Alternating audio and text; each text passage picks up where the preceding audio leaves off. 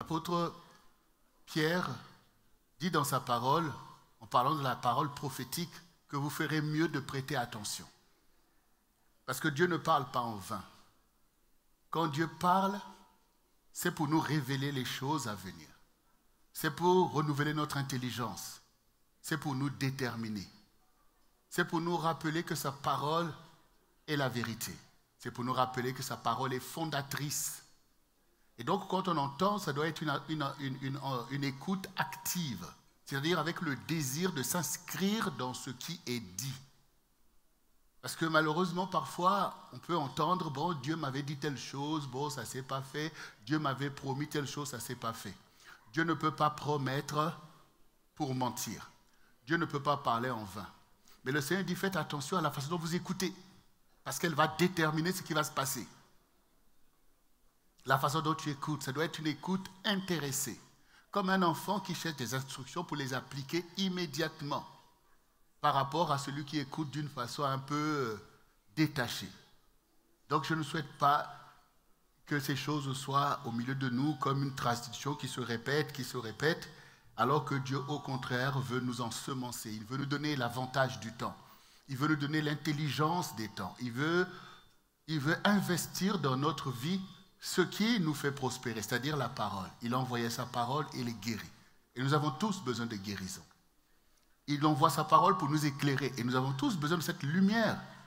Et pour que nos choix soient éclairés au quotidien. Parce que finalement, Dieu déclare les choses. Il trace un chemin. Mais au quotidien, c'est quand même nous aussi qui posons des actes. Et ces actes sont ceux qui font l'histoire. Ce sont ceux qui marquent nos vies. Si nous faisons des bons choix, notre vie en est bénie.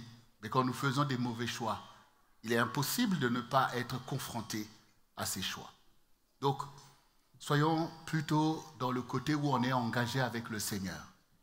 On est engagé. Parce que Dieu pourrait te poser maintenant même la question. Que va être pour toi 2025? Une question bien légitime. Parce que nous avons reçu aussi de Dieu la capacité, le pouvoir aussi de marquer le temps, puisque la parole prophétique est en nous. Et que nous-mêmes, nous sommes les instruments de la prophétie. Quand le Seigneur dit qu'à Dieu tout est possible, il dit aussi que tout est possible à celui qui croit. Donc vous voyez, donc il y a une dimension prophétique en chacun de nous, une capacité de se projeter dans les temps que Dieu a déjà mis en notre faveur. Parce que l'Esprit de Dieu qui emmène les choses sur la terre, c'est aussi l'Esprit de Dieu qui agit en nous. Donc il faut créer une harmonie entre les deux. Et donc on doit faire tomber nos barrières, les barrières de l'esprit du monde, et des réflexions qui créent des forteresses de raisonnement et donc des prisons qui nous égarent dans la dynamique de la fécondité de la parole prophétique. Très important. Il ne faut pas que tu te négliges parce que Christ en toi, c'est l'espérance de la gloire. Donc je voudrais tellement vous encourager à bien réaliser que Dieu fait l'histoire avec nous et avec chacun de nous. Et comme nous l'avons déclaré naturellement ici, nous pouvons déjà voir ce qu'est pour Dieu 2025 pour nous. Ça se voit quand vous écoutez tous les messages, vous savez déjà vers quoi Dieu nous conduit. Et après une année 2024, l'année de la puissance, de la gloire de Dieu et de la prospérité, donc on ne peut pas ne pas voir un continuum en fait. On ne peut pas ne pas voir que ce qui vient est une suite logique, une continuation pour la manifestation complète de ce qui a été déclaré. Dieu nous a formés au creuset de la puissance. Et nous avons connu des épreuves qui ont demandé de la puissance, ne fût-ce que pour tenir debout, pour traverser des temps difficiles. Pour nous, mon épouse et moi-même, on a commencé avec la perte de mon frère aîné. Ça a été des moments très, très difficiles auxquels il fallait faire face avec beaucoup de courage pour pouvoir continuer à faire les choses selon la gloire de Dieu. Et beaucoup d'entre vous ont connu des moments comme ça. On a perdu des êtres chers et dernièrement encore, on a été marqué il y a quelques jours par le départ de Jonathan. Mais au milieu de toutes ces choses, nous sommes là debout parce que le Seigneur a été avec nous, parce qu'il nous a fortifiés, parce qu'il nous a fait connaître que nous avons besoin de sa puissance et sa gloire n'a pas manqué de resplendir au milieu de nous. Le Seigneur s'est glorifié comme on vient de le voir encore au travers de ces rétrospectives. Toi-même, tu as bien vu, on a entendu même par le témoignage que l'on vient d'entendre, que oui, la gloire de Dieu nous revêt, elle nous accompagne. Et peut-être qu'à force d'être dans quelque chose, tu peux ne plus peut-être percevoir l'impact de cette chose. Mais ceux qui le voient, ceux qui ont vu en prison, ceux qu'on a entendus montrent que les gens voient cette lumière, voient cette gloire. Donc le Seigneur accomplit toujours sa part, parce qu'il n'est pas un fils d'homme pour mentir. Mais ce que le Seigneur veut, c'est de nous faire prospérer, c'est-à-dire nous faire rentrer dans l'accomplissement de ses promesses pour nous. Les projets de paix qu'il a formés pour nous, nous devons prospérer dedans. Parce que dans l'aspect de prospérer, ce n'est pas comme si tu es assis par magie, tu as tout qui tombe sur toi. Non, il te fait prospérer dans la voie qu'il a créée. C'est-à-dire qu'il crée une mouvance favorable dans laquelle tu vas œuvrer et atteindre finalement les objectifs. Et à propos de la prospérité, beaucoup ont expérimenté des choses qu'ils n'avaient jamais expérimentées. Le champ des possibles, au travail, dans les entreprises, les promotions. Tout ça, le Seigneur a accompli ces choses. Maintenant, ce sont des choses qui nous accompagnent pour atteindre les objectifs de Dieu. Ce que Dieu veut d'abord, c'est que nous fassions l'œuvre de Dieu librement. C'est l'objectif qu'il poursuit. Que nous fassions l'œuvre de Dieu librement. On entend ce qu'on entend. En prison, on nous attend. On attend maintenant quelqu'un qui, après avoir été au contact avec les bien-aimés, qui est maintenant en Iran et qui dit qu'il doit annoncer l'évangile. Et s'il nous fait connaître le message, c'est que, ben oui, il va falloir aller annoncer l'évangile là-bas. Il faut le comprendre. Ce sont des messages. Et nous avons vu le déploiement dans la Caraïbe. Nous voyons comment l'œuvre avance. Nous voyons dernièrement encore pour le culte a été obligé d'être traduit en japonais. Parce que, ben voilà, maintenant, nos bien-aimés qui sont ici, il y a maintenant une communauté là-bas qui suit. Donc on voit bien qu'on est challengé à déployer cette puissance. Il faut cette technique, il faut que le multimédia se déploie davantage. Il va falloir dans les temps qui viennent que le culte, que nos séminaires, nos événements, soient traduits dans beaucoup de langues pour pouvoir rendre disponible la vision à plusieurs.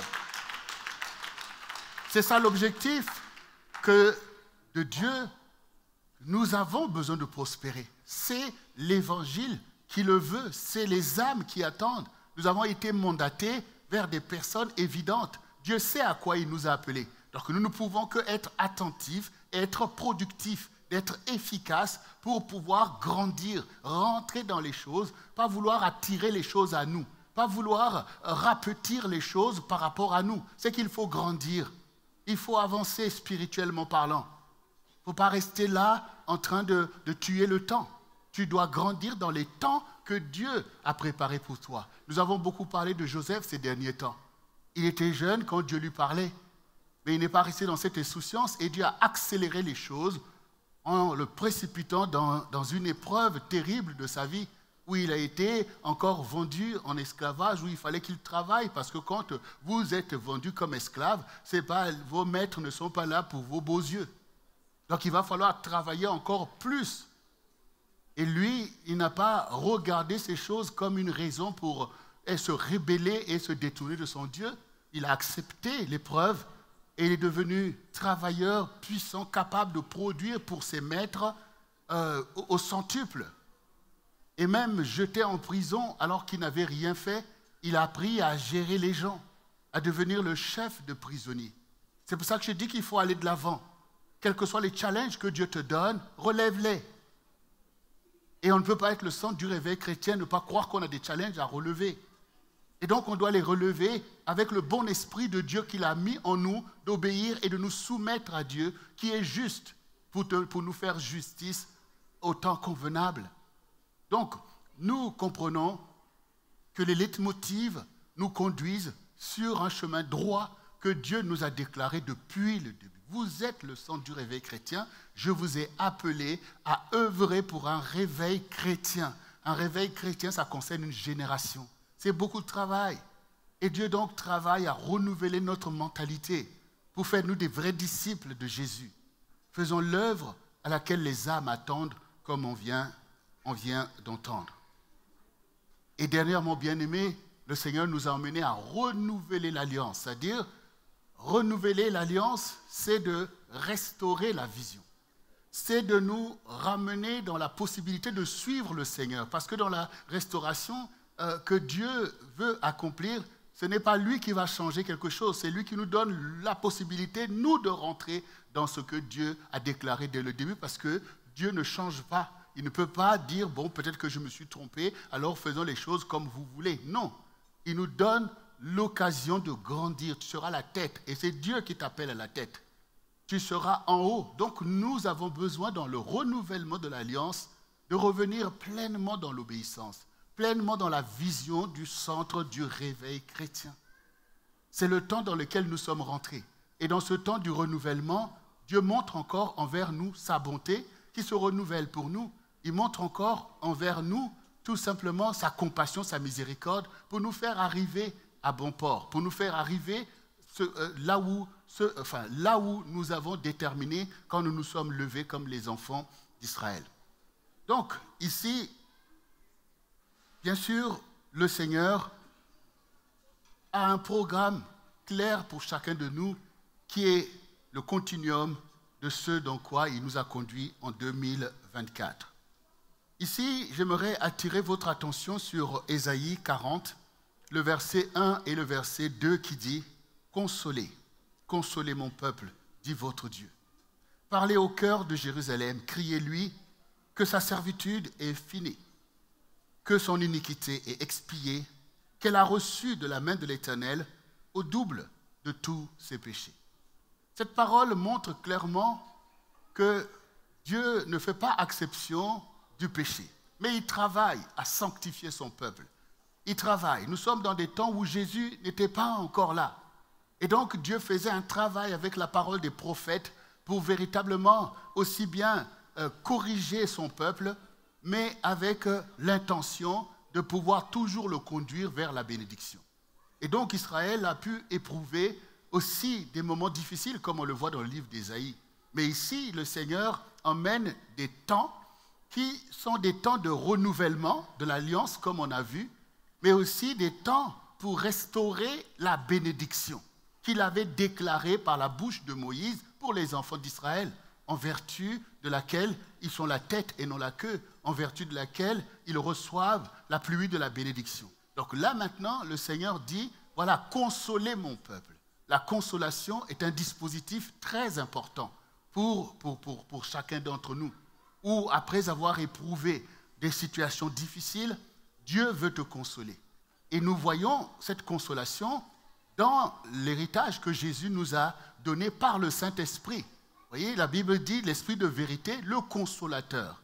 Donc le Seigneur, dans son désir, c'est de te consoler. Et la consolation de Dieu est une bénédiction très importante que chacun de nous a besoin, que toi qui m'écoutes, tu as besoin, pour pouvoir être délivré des temps qui veulent te retenir captif, des temps d'angoisse, des choses que tu as souffert. Par la consolation de ton Dieu, tu reviens encore à l'obéissance au Seigneur, en lui laissant lui être le Seigneur et toi son disciple, en acceptant aussi les choses qui se sont passées, que toi tu as du mal à accepter. Et sans te rendre compte, l'ennemi peut t'attaquer par l'orgueil, parce que tu n'admets pas les choses qui se sont passées, même à la perte des êtres chers. Et donc, du coup, tu penses que le Seigneur a été injuste vis-à-vis de toi. Et donc, tu te laisses enfermer dans des angoisses et des détresses qui ne sont que négatives pour toi. Mais le Seigneur te dit, consolez, consolez. Et la parole que tu reçois, que Dieu t'envoie aujourd'hui, c'est donc une parole de consolation. Et le Seigneur dit donc, ces temps sont passés, les temps d'épreuve. Et nous l'avons dit, Dieu nous éprouve pour notre bien. Parce que nous sommes là, il y a beaucoup de choses qui se passent. Mais il n'y a rien qui échappe à notre Dieu. Et Dieu nous forme, comme les parents veillent sur leurs enfants. Quand ils font bien, on les encourage, mais quand ils font mal, on ne leur dit pas que c'est rien. Mais on veut, au contraire, les sortir, en fait, des voies qui mènent à la perdition pour renforcer les voies qui mènent, effectivement, à la bénédiction. Dans Joël 2, le verset 24 et 26 nous dit « les airs se rempliront de blé, et les cuves regorgeront de mou et d'huile. Je vous remplacerai les années qu'ont dévoré la sauterelle. Le Yélek, le Hassil, le Gazam, ma grande armée que j'avais envoyée contre vous. Vous mangerez et vous vous rassasierez, et vous célébrerez le nom de l'Éternel, votre Dieu, qui aura fait pour vous des prodiges. Et mon peuple ne sera plus dans la confusion. C'est donc des temps importants où le Seigneur prend en compte toutes les détresses, toutes les situations que nous avons traversées, où ce que nous avons semé n'a pas produit la juste bénédiction qui était attendue. Et qu'en traversant ces déserts, en marchant sur ces voies que Dieu nous a dit de marcher pour nous sacrifier, pour souffrir des choses que nous avions à souffrir pour l'Évangile, pour pouvoir intercéder pour notre génération. Le Seigneur a vu tout ce que la sauterelle a mangé. En voulant servir le Seigneur dans un pays comme la France, en voulant glorifier son nom selon le mandat qu'il nous a donné, le peuple que je me suis formé publiera mes louanges, nous avons bien vu que ce n'est pas facile. Cela coûte d'élever la bannière de Christ au milieu de la culture française. Cela coûte d'aller partout dans le monde pour aller annoncer l'Évangile. Autrefois, c'était à dos d'âne. Aujourd'hui, tu es obligé de prendre des avions. Aujourd'hui, tu ne peux pas te dire, je vais aller et puis prendre ma natte, mettre dehors pour dormir, pour aller faire tel programme. Tu es obligé d'aller dans des hôtels et toutes sortes de choses qui coûtent de l'argent. Et tout cela fait que, avec nos programmes, nos cultes, nos salles, vous avez toujours l'impression que, mais où est passée la moisson, où est passée la récolte, où est passé ceci, où est passé cela. Mais tout ça, le Seigneur le voit. Au temps qu'il a marqué, au temps qu'il a fixé. Dans un temps comme celui-ci, le Seigneur te dit que oui, il te remplacera les années qu'ont mangé la sauterelle. Et c'est à toi de comprendre ici l'action de Dieu. Parce que Dieu ne veut plus que son peuple soit dans la confusion. Parce qu'il a fait pour nous des prodiges. Comme il a été avec Joseph. Et que pendant longtemps, tout le travail de ses mains avait été récupéré par des maîtres, comme Potiphar. Mais quelques années d'épreuve plus tard, tous les biens de l'Égypte étaient dans les mains de qui? Dans les mains de Joseph. Dieu est juste. Dieu voit. Dieu voit. Dieu voit. Mais c'est parce que tu lui fais confiance que tu gardes la bouche fermée. Parce que le Seigneur dit, à moi la vengeance. Voici les jours viennent, dit l'Éternel, où le laboureur suivra de près le moissonneur. Et celui qui foule le raisin, celui qui répand la semence. Où le mou ruissellera des montagnes et coulera de toutes les collines. Ce sont des temps préparés où Dieu produit ces choses. Où Dieu accélère le processus de la bénédiction. Ce sont les temps de consolation, le temps des restitutions, comme on a entendu encore tout à l'heure dans les témoignages. Ce sont des temps qui sont là pour pouvoir accomplir les temps prophétiques. Ce sont des temps qui sont là pour accomplir les promesses de Dieu. Parce que quand Dieu fait une promesse, il ouvre un chemin d'épreuve, un chemin de foi. Parce que l'épreuve va avec la foi. C'est l'épreuve qui qualifie la foi. Il n'y a pas de foi sans épreuve. Et donc, Dieu ouvre un chemin de foi quand il promet. Et il y aura tout un tas de challenges qui voudront te faire croire que laisse tomber la promesse de Dieu, c'est trop compliqué, c'est des choses qui te dépassent. Mais comme Paul, nous combattons le bon combat de la foi. Nous combattons le bon combat de la foi. Et n'oubliez pas le combat de la foi. Ça veut dire que le premier combat nécessaire à votre vie, c'est le combat qui vous permet de garder la foi, de marcher selon la foi, d'avoir une relation fervente avec Dieu. Ce n'est pas d'abord le combat d'aller chasser les démons. De toute façon, si vous n'avez pas la foi, vous ne pourrez pas chasser les démons. C'est eux qui vont vous faire fuir. Donc le combat pour garder la foi, c'est le combat légitime. Parce que Paul, forcément, il a chassé des démons. On le voit, c'est écrit dans la parole. Mais quand il termine sa course, qu'est-ce qu'il dit? Il dit, j'ai chassé tous les démons. Il dit, non, j'ai combattu le bon combat de la foi. Parce que ce combat, si tu ne le combats pas, tu fais naufrage dans l'incrédulité, naufrage dans ton intellectualisme, où tu t'éloignes des choses de Dieu et tu crées un monde selon toi, au lieu de faire l'œuvre de Dieu. Donc, bien-aimés, c'est très important de comprendre que ce temps que Dieu met devant nous, c'est le temps où Dieu récompense la foi. C'est le temps où Dieu démontre qu'avec la foi, tout est possible. C'est le temps où Dieu démontre que ce qui plaît au Seigneur dans notre vie, c'est la foi que nous avons en lui, en sa parole et en l'accomplissement de ses promesses. Oui, bien-aimé, l'Éternel sera toujours ton guide. Il rassasiera ton âme dans les lieux arides. Et il donnera de la vigueur à tes membres. Tu seras comme un jardin arrosé, comme une source dont les eaux ne tarissent pas. Les tiens rebâtiront sur d'anciennes ruines. Tu relèveras des fondements antiques. On t'appellera réparateur des brèches, celui qui restaure les chemins, qui rend le pays habitable. Bien sûr, Dieu est le restaurateur des chemins. Et les chemins doivent être restaurés.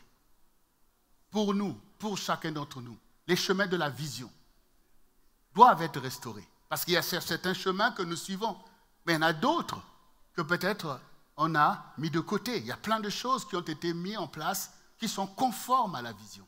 Mais il y a des chemins que nous ne suivons plus si on prend telle chose qui a été mise en place, telle équipe qui a été mise en place. Donc Dieu restaure les chemins de la bénédiction de son peuple. Dieu restaure la vision. Et toi aussi, dans ta vie personnelle, tu as besoin de retrouver des chemins que tu as perdus. Il y en a beaucoup qui ont perdu le chemin de la paix. Il faut que Dieu restaure le chemin de la paix pour toi, pour que tu retrouves la paix qui te manque. Et ce manque est à l'avantage de ton ennemi qui te trouble, qui a mis la zizanie dans ton caractère. Il faut que tu retrouves le chemin de la paix.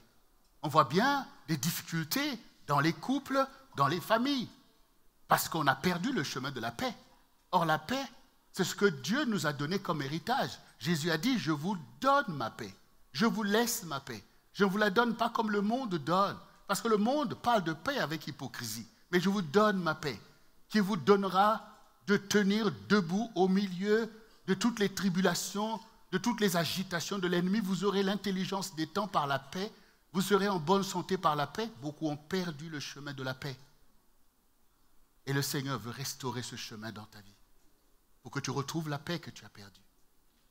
Le Seigneur veut restaurer le chemin de la justice. Il y a beaucoup de personnes qui sont en roue libre dans l'injustice, tous les jours, dans les couples, dans les familles chrétiennes. Où est la justice? Et chacun continue, chacun a raison. J'ai raison, j'ai raison.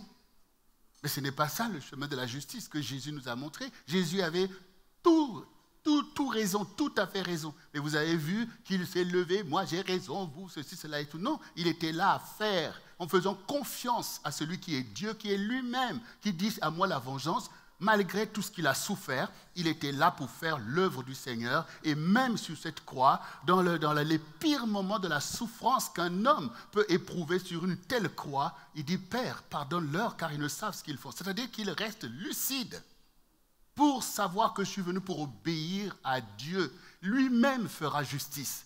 Et si ces choses m'arrivent, ce n'est pas par la volonté d'un homme, c'est que Dieu l'a voulu ainsi. Mais regardez vous-même, nous au quotidien en fait. Pour un rien, c'est des levées de boucliers. Pour un rien, on veut tout renverser. Tu as perdu le chemin de la justice de Dieu.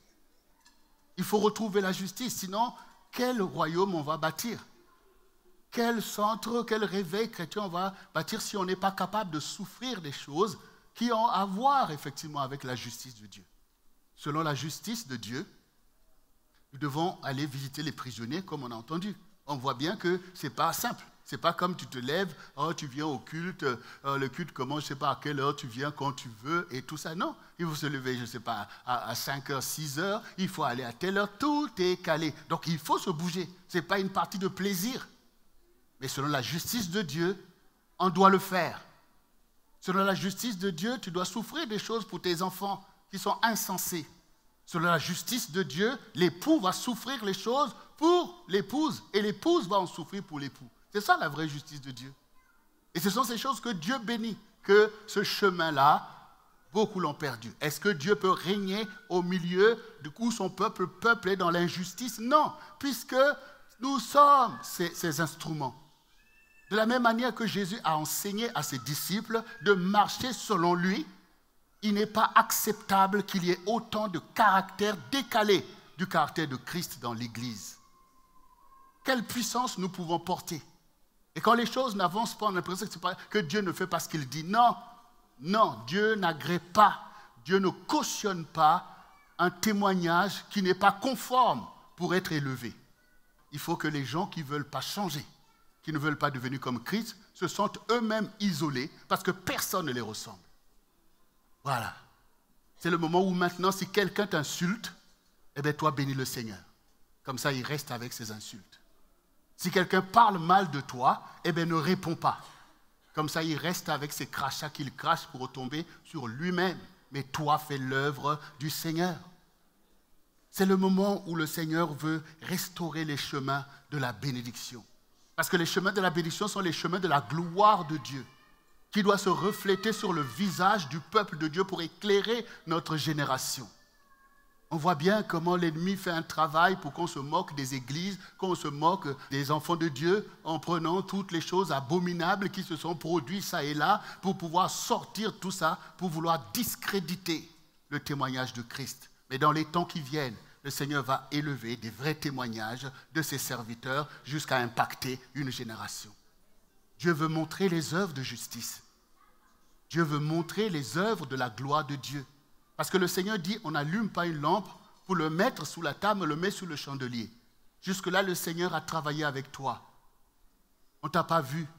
Mais quand il aura achevé son œuvre, il te placera lui-même sur le chandelier. Afin que tous voient les bonnes œuvres qu'il a mises en toi et que les gens soient éclairés. Dieu veut restaurer les chemins du témoignage des saints. Comme le Seigneur dit, il y aura à nouveau une différence entre le Fils qui le sert et celui qui ne le sert pas. Dieu veut restaurer les voies d'une telle justice. Et pour pouvoir conclure tout ça, bien-aimés, le Jean 16, verset 24 nous dit « Jusqu'à présent, vous n'avez rien demandé en mon nom. Demandez et vous recevrez, afin que votre joie soit parfaite. » Nous vous avons invité tout à l'heure à vous réjouir. Dieu veut la joie de son peuple. Et la joie du Seigneur ne sort pas du désordre, de l'euphorie comme on voit dans le monde. Éclatez-vous. Non. Elle sort de l'accomplissement de la bénédiction du Seigneur et de la consécration de son peuple à honorer le Seigneur, à l'adorer en esprit et en vérité.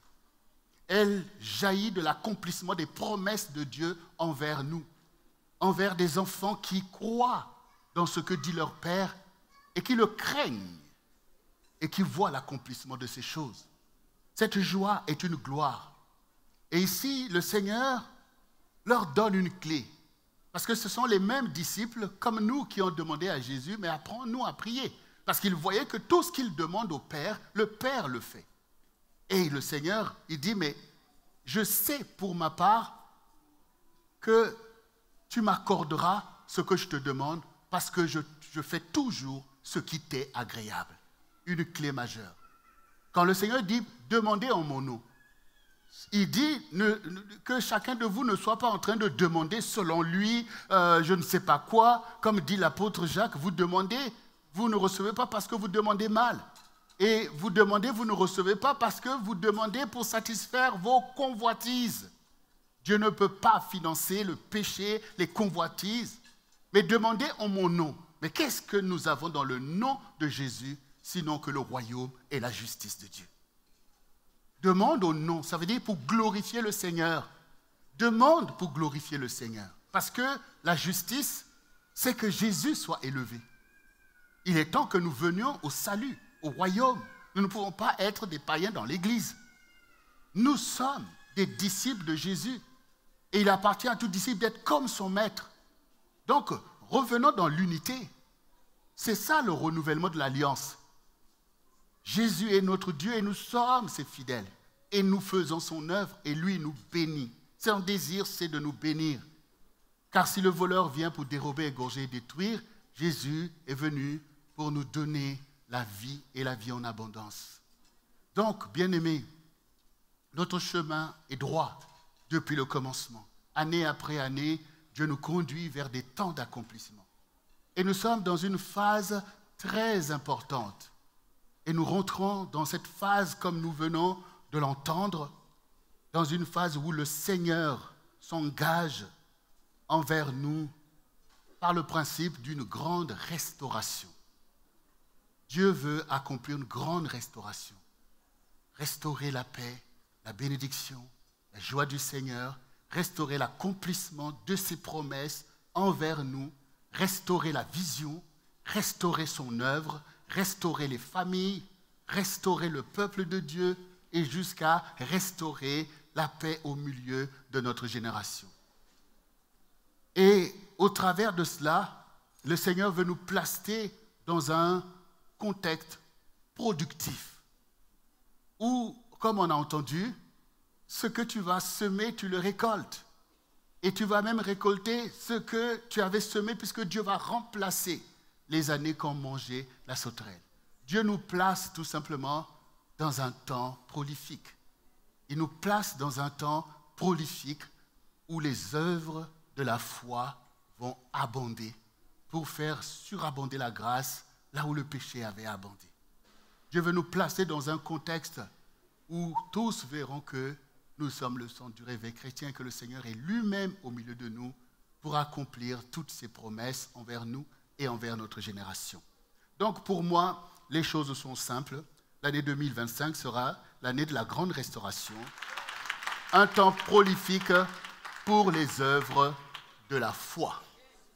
Je répète, l'année de la grande restauration, c'est ce que Dieu va faire et il est déjà en train d'y travailler pour ta restauration, pour la restauration du CRC, la restauration du CRC dans sa vision, dans sa puissance, dans la gloire de Dieu, dans sa bénédiction, dans la prospérité. Tout ça, ça procède de la restauration, où Dieu va restaurer tout ce qu'il nous a dit, tout ce que l'ennemi a essayé de faire, a écarté, balayé. Il restaure la vision du CRC, il restaure son peuple dans le CRC et il nous donne un temps prolifique pour les œuvres de la foi. Tout est question de l'action de la foi. La Bible dit que Dieu a préparé des bonnes œuvres afin que nous puissions les accomplir. Dans ce leitmotiv, il y a la part de Dieu. La part de Dieu, c'est de nous restaurer dans la bénédiction. Mais il y a notre part, c'est de faire éclater les œuvres de la foi.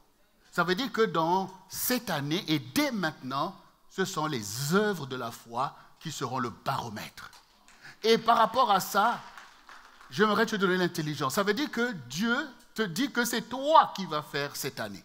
Ce sont les œuvres de ta foi qui vont éclater. C'est quand même la plus grande récompense que Dieu peut nous donner. Nous ne sommes pas devant Dieu des assistés, mais Dieu fait de nous des acteurs de l'histoire. C'est-à-dire que ta foi va produire. Vous imaginez tout ce que Dieu dit au sujet de la foi?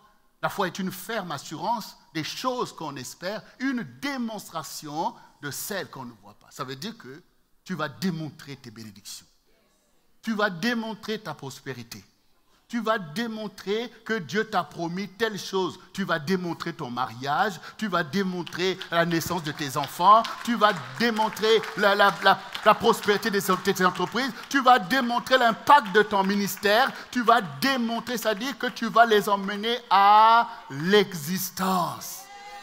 J'espère que ce soir, il y a quelqu'un qui a de l'intelligence. J'espère que ce soir, il y a quelqu'un qui écoute. J'espère que ce soir, il y a quelqu'un qui veut être acteur de 2025. J'espère que ce soir, il y a quelqu'un qui veut déployer le royaume. J'espère que ce soir, il y a quelqu'un qui veut faire avancer le CRC. J'espère que ce soir, il y a quelqu'un qui veut rentrer dans son ministère d'évangéliste et démontrer que Jésus est celui qui sauve les âmes. J'espère que ce soir, il y a quelqu'un qui veut rentrer dans son ministère de pasteur pour rassembler les brebis. J'espère que ce soir, il y a quelqu'un qui veut que sa foi puisse produire les grandes œuvres qui seront conformes à la grande restauration que le Seigneur est en train de faire. Bien aimé, il y a quelques jours, il y a eu la restauration de la cathédrale. Regardez tout ce que ça a suscité. Les présidents sont venus, une quarantaine de présidents et chefs d'État. Tout le monde est venu pour venir voir la cathédrale restaurée et tout un tas de choses. Mais je te parle de la grande restauration. Je te parle de la grande restauration de la gloire de Dieu, de l'Église du Seigneur, de l'impact du peuple de Dieu. Je te parle de la grande restauration du centre du réveil chrétien selon ses missions. Je te parle de la restauration de la puissance du ministère des anges. Je te parle de la restauration de la guérison, je te parle de la restauration de toutes les bénédictions, des mariages, je te parle de la restauration des enfants qui doivent naître, je te parle de la restauration de l'histoire, je te parle de la restauration du plan de Dieu, des projets que l'Éternel a formés longtemps d'avance afin qu'elles soient accomplies. Je te parle des choses qui t'échappaient, où tu disais, oh finalement je ne pourrais pas le faire. Dieu parle de la grande restauration, comme quand il restaure Israël, qu'il ramène les captifs, comme quand il rend maintenant que la terre doit produire son fruit, quand il déploie des prodiges et des miracles et des merveilles. C'est la grande restauration du règne de Dieu, de l'amour de Dieu pour toi, de la bonté, de la proximité, de l'intimité, de la communion du Saint-Esprit. Toutes ces choses sont maintenant dans un temps d'accomplissement. Il n'y a rien qui va te limiter. Il n'y a plus que ton zèle qui doit parler. Il n'y a plus que ceux qui veulent continuer à rester dans les tombeaux, ceux qui veulent rester dans les œuvres mortes, ceux qui veulent rester dans du n'importe quoi. Ce sera ton choix. Ce n'est pas le Seigneur qui t'aura contraint à ces choses parce que Dieu est favorable et sa face luit sur nous. Dieu te sourit parce que ceci est un temps béni. J'ai dit la grande restauration. Dieu va restaurer ta paix, ta joie. Il va restaurer le succès. Il va restaurer toutes ces choses. Et il va emmener à l'existence les choses qui n'étaient pas. Dieu les emmène à l'existence pour faire de nous une source de bénédiction pour notre génération. Et ainsi le ministère va pouvoir se déployer. Nous allons aller. Nous allons faire. Nous allons faire. Est-ce que tu vois le CRC dans la grande restauration? Est-ce que tu vois déjà ce qui va se passer cette année? Dieu va restaurer ta force. Il va restaurer ta santé. Il va restaurer ta joie, ta paix, ton dynamisme, ton efficacité, ton talent. Dieu va restaurer toutes ces choses parce qu'il poursuit ce qu'il t'a dit. Te faire prospérer comme prospère l'état de ton âme. Faire que tu sois en bonne santé. Et que les œuvres de Dieu éclatent au milieu de toi, c'est la restauration de l'alliance, c'est le plan que Dieu a formé, c'est pour cela que Dieu nous a conduits au travers de temps difficiles, il nous a formés pour pouvoir accomplir ce réveil. Toi qui es là et toi qui m'écoutes, inscris-toi dans ce programme, inscris-toi dans ce plan. Et je parlais de cet exemple qui nous marque tous, puisque ça vient de se passer, de la restauration de Notre-Dame. Bon, c'est Dieu qui sait toutes ces choses-là, mais nous voyons combien de gens ça a mobilisé. Nous voyons qu'au travers de ça, ça a ramené une dynamique et tout. Mais il n'y a pas de comparaison avec la grande restauration que Dieu fait quand il relève les vies, quand il délivre les vies, quand il brise les oppressions démoniaques, quand il guérit, quand il rend son peuple prolifique. Quand il rend son peuple prolifique. Alors comprends que cette année de la grande restauration est pour toi un temps prolifique pour les œuvres de ta foi. Un temps prolifique. Ça veut dire que nous serons, par la grâce de Dieu, un peuple productif pour que ce réveil devienne une vérité pour la multitude. Que le peuple, la gloire de Dieu éclate, que le peuple de Dieu soit rassemblé sous la bannière, mais que le salut en Jésus-Christ puisse atteindre une foule et une multitude d'âmes au milieu de notre génération. C'est le mandat, c'est la mission. Alors, pour ceux qui pensaient, d'ailleurs, c'est naturel, avec tout ce que nous avons carburé en 2024, on se disait, bon, 2025 là, je vais pouvoir me reposer.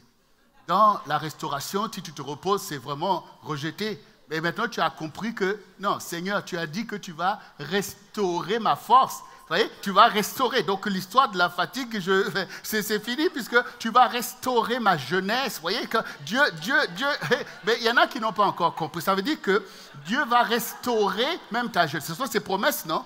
C'est ses promesses. Dieu te rajeunit. Il te renouvelle comme l'aigle. Donc, maintenant, va chercher ta restauration. Va chercher. Bon, de toute façon, moi maintenant, les prières inutiles, c'est terminé. Les enseignements qu'on écoute, on va dire les choses cash. Parce que là, on va maintenant courir avec la vision. On ne va pas laisser les choses en chantier. On ne va pas laisser les choses en chantier. On va tout restaurer dans le CRC, les équipes, les plateformes. On va restaurer, passer en revue, restaurer, mettre en place les choses qui marchent, qui bougent, qui courent. On veut voir la restauration, on veut voir toutes ces choses. Alors, toi qui as des oreilles pour entendre, ben entends, tiens-toi debout, parce que ces choses, Dieu va le faire avec chacun de nous. Alors, c'est pourquoi je souhaite maintenant même au CRC international une année de la grande restauration, un temps prolifique pour les œuvres de la foi et que le nom du Seigneur soit béni. Alors, si tu veux bien te mettre debout pour que nous puissions invoquer le Seigneur pour cette restauration, pour que tu reçoives cette restauration dans ton esprit, dans ton âme et dans ton corps.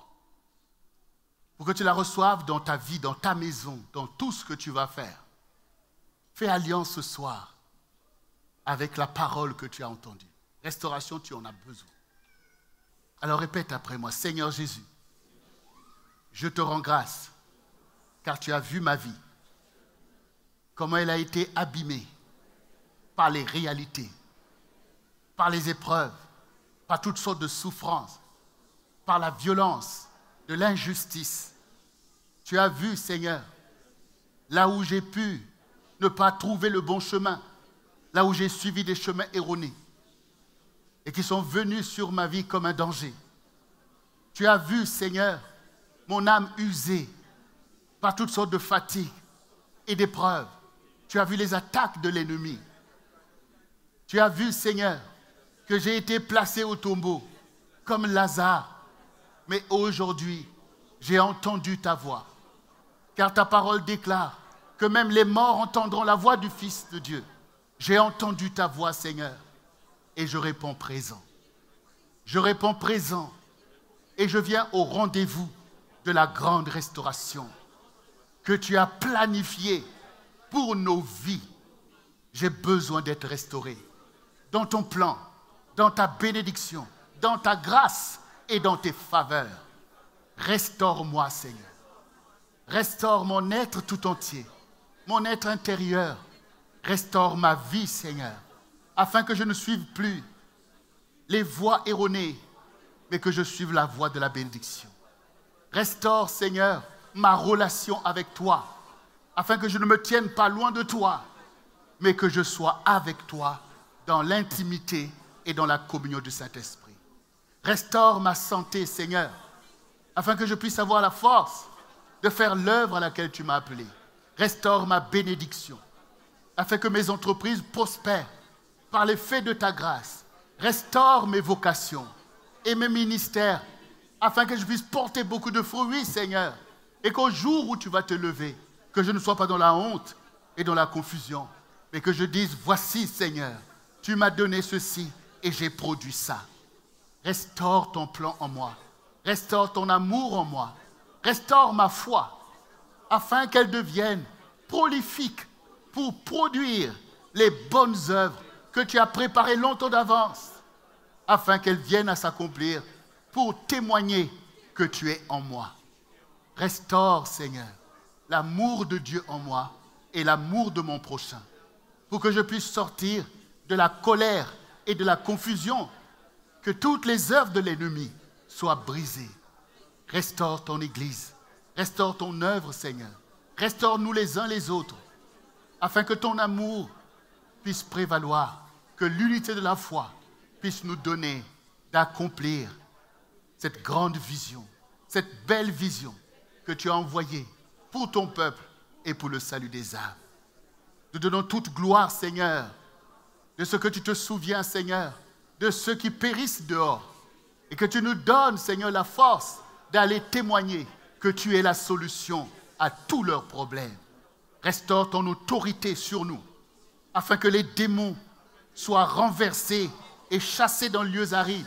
Restaure l'autorité, afin que les esprits humains soient renversés devant nous, comme Goliath a été renversé.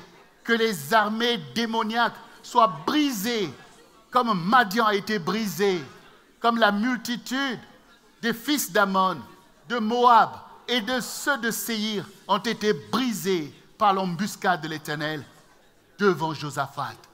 Nous voici, Seigneur, pour l'œuvre à laquelle tu nous as appelés. Restaure le fruit de l'Esprit en moi, le caractère de Christ en moi.